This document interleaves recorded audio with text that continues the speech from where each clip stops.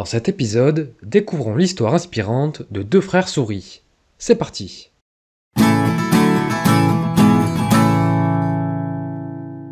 Il était une fois deux frères souris au tempérament bien différent. La première était téméraire mais fainéante.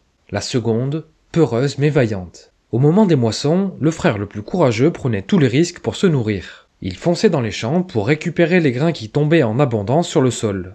À tout moment, les machines des fermiers menaçaient de l'écraser et les rapaces de le dévorer.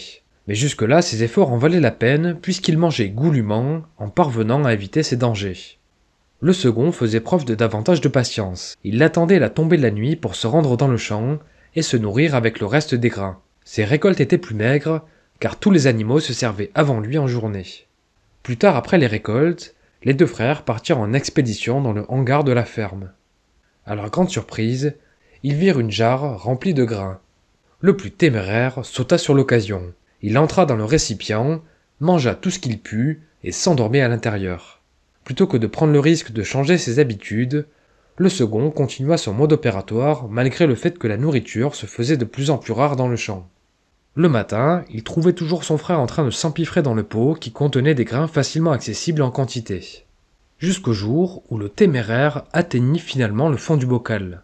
Soudainement, il prit conscience qu'il était piégé, car incapable de ressortir. Refusant de l'abandonner, son frère lui apportait quelques grains pour le maintenir en vie.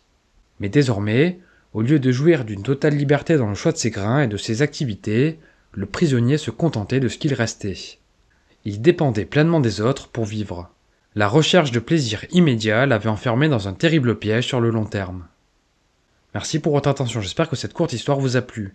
Si c'est le cas, je vous invite à la partager, à me faire part de vos remarques, questions et suggestions dans les commentaires.